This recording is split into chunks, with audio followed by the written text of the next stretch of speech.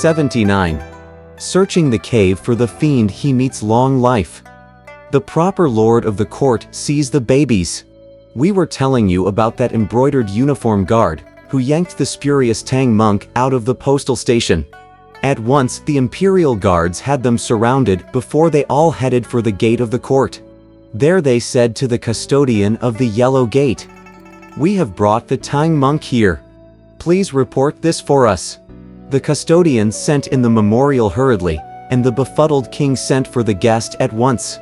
While all the officials knelt down at the foot of the steps to bow to the king, the spurious Tang monk stood erect at the center of the steps and shouted, "King Bic, why did you ask this humble cleric to come?" With a smile, the king said, "An illness has afflicted us for many days and no cure has been found. Fortunately, our royal father-in-law has bestowed on us a prescription for which all the medicines have been prepared. All we need now is one particular supplement, which we must seek from you.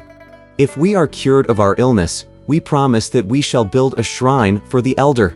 You will enjoy sacrifices in all 4 seasons and perpetual incense fires of the state.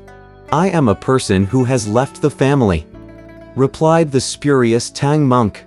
"I came here with hardly any possessions on me. Would your majesty please ask the royal father-in-law what sort of thing he wants of me for the medical supplement?" "What we need," said the befuddled king, "is the heart of the elder." The spurious Tang monk said, "To tell you the truth, your majesty, I have quite a few hearts. Which color or shape would you like?" "Priest," said the royal father-in-law, who was standing on one side, pointing with his finger, "we want your black heart." "In that case," said the spurious Tang monk, "bring me the knife quickly, so that I may cut open my chest. If I have a black heart, I'll be pleased to present it to you." Delighted, the befuddled king thanked him and asked the attendant to the throne to hand the spurious monk a curved dagger. Taking the dagger, the monk untied his robe and stuck out his chest. As he rubbed his belly with his left hand, he plunged the dagger into himself with his right hand and, with a loud ripping noise, tore open his own chest. A mass of hearts rolled out, so terrifying the onlookers that the civil officials paled in fright and the military officers turned numb. When he saw that, the royal father-in-law said in the hall, "This is a monk of many hearts."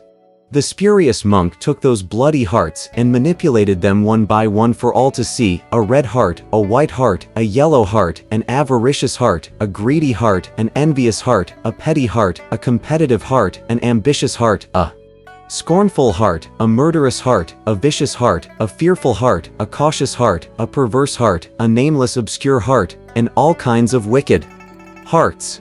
There was, however, not one single black heart. That befuddled king was so stupefied that he could hardly utter a word.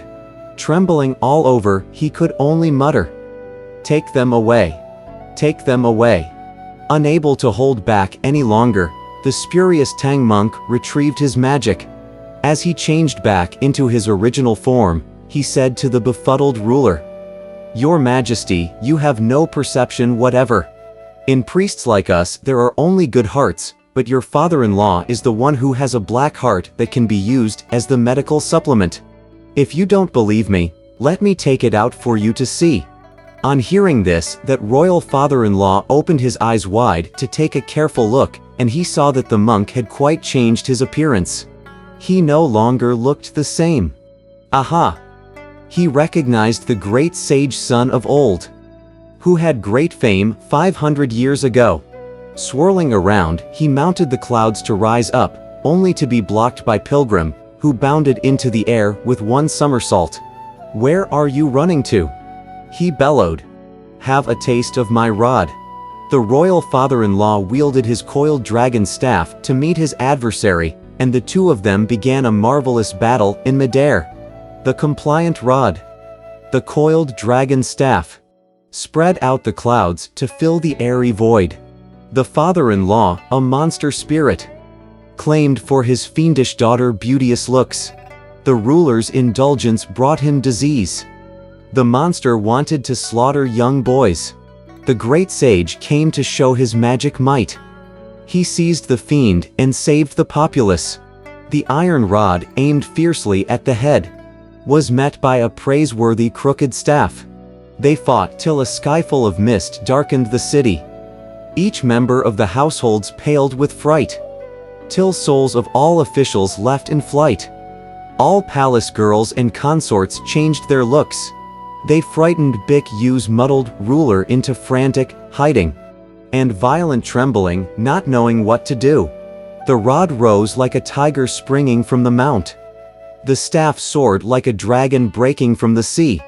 Now this great disturbance at Bik Yu state would make distinct the righteous and perverse. That monster spirit fought bitterly with Pilgrim for some 20 rounds, but the coiled dragon staff was no match for the golden hooped rod. After one half-hearted blow, the royal father-in-law changed into a cold beam of light and sped into the inner chamber of the palace to pick up the fiendish queen whom he had presented as a tribute to the king. Both of them changed into cold beams of light and vanished at once. Dropping down from the clouds, Pilgrim went to the palace to say to the various officials, "You people have some royal father-in-law." The officials all began to bow to give thanks to the divine monk. "Stop bowing," said Pilgrim. "See where your befuddled lord has gone." "When our lord saw the fight," one of the officials replied, "he was driven by fear into hiding. We have no idea which palace he has gone to.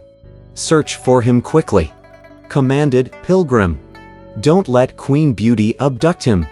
When they heard these words, the officials did not care whether they were permitted to enter the inner chambers or not.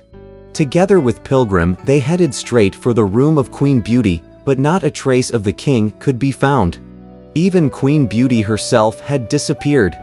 Meanwhile, the queen, the girl's consort of the Eastern Palace, the consort of the Western Palace, and the concubines of the 6 chambers all came to bow to give thanks to the great sage. "Please rise, all of you," said the great sage. "It's not time for you to thank me yet. Let's go find your lord first." In a little while they saw 4 or 5 eunuchs support the befuddled ruler walking out from behind the hall of careful conduct. Prostrating themselves on the ground, the various officials said in unison, "Our lord, our lord, we are indebted to the divine monk, who came to distinguish for us the true from the false. That royal father-in-law is a perverse fiend. Even Queen Beauty has disappeared." When the king heard that, he immediately asked Pilgrim to leave the inner palace and go to the treasure hall with him. "Elder," he said as he bowed to Pilgrim to thank him, "when you arrived this morning, you looked so handsome. How is it that you've changed your appearance now?" "To tell you the truth, your majesty, the person who came here this morning was my master," replied Pilgrim, laughing. "He is Tripitaka, the bond brother of the Tang court, and I'm Sun Wukong, his disciple. I have 2 other younger brothers, Zhu Wuneng and Sha Wujing, who are now at the Golden Pavilion postal station. Because we knew that you believed in the monstrous suggestion and wanted my master's heart for medical supplement, Old Monkey changed into his appearance to come here, especially to subdue the fiend." On hearing this, the king at once commanded one of the chief ministers of the Grand Secretariat to go to the postal station and fetch the master and his disciples. By this time, our Tripitaka had learned that Pilgrim, who had changed back to his original form, was trying to subdue the fiend in midair. The elder was frightened out of his wits, and it was fortunate that 8 rules and Sha Monk were by his sides to support him. But he was still depressed by that lump of stinking mud that he had to wear on his face. It was then that he heard someone calling, "Master of the law, we are the chief ministers of the Grand Secretariat, sent by the king of the Bik Yu state. We are here especially to invite you to court so that you may receive our thanks." "Master, don't be afraid. Don't be afraid," said 8 rules, grinning. "They are not inviting you so that they can demand your heart. I think elder brother must have won, and they want to thank you." "That may well be the case," replied Tripitaka. "But how can I face people with this stinking face?" "You've no choice," said 8 rules. "Let's go see elder brother first, and we'll find a solution." That elder indeed had little choice but to follow 8 rules, and Sha Monk, who toted the luggage and led the horse out into the courtyard. When the chief minister caught sight of them, he was aghast, crying, "Holy Father! What a bunch of goblins and monsters! Minister, please don't be offended by our ugliness," said Sha Monk. "We were born this way. But when my master sees my elder brother, he'll become handsome." When the 3 of them arrived at court, they did not wait for the summons but walked right up to the hall. The moment Pilgrim saw them, he ran down the steps and pulled the lump of mud from his master's face. Blowing his immortal breath on him, Pilgrim cried, "Change!"